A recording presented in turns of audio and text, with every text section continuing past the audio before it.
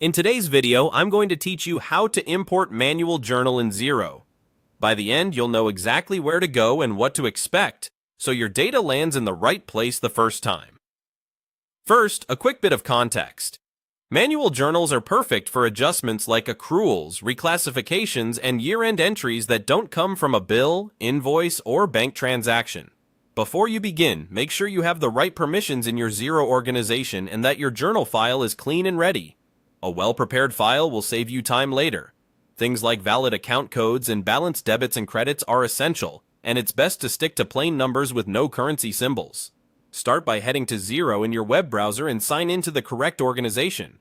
If you work with more than one business, glance at the organization name in the header to be certain you're in the right place, since imported journals can't be moved between organizations once uploaded. Next, look to the top navigation and click on Accounting.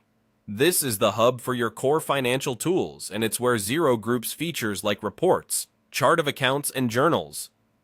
If your menu looks slightly different due to updates or user permissions, don't worry. Accounting is the key menu you want. From there, choose Manual Journals.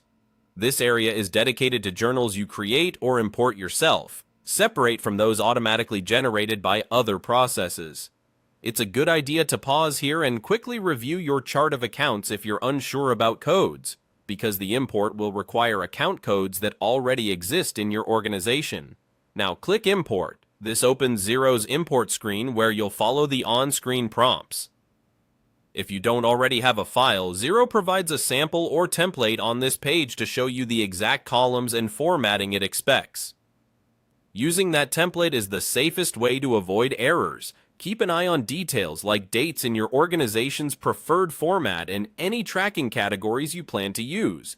Also, confirm that total debits equal total credits. Imbalanced journals will be rejected. As you proceed, Xero will validate your file and flag anything that doesn't look right, such as missing account codes or invalid tax settings.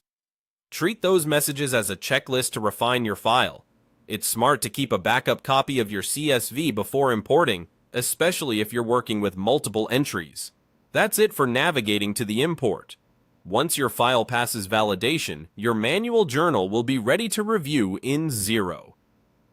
Thanks for watching, and if you found this helpful, continue exploring Xero's templates and help articles to keep your imports smooth and consistent.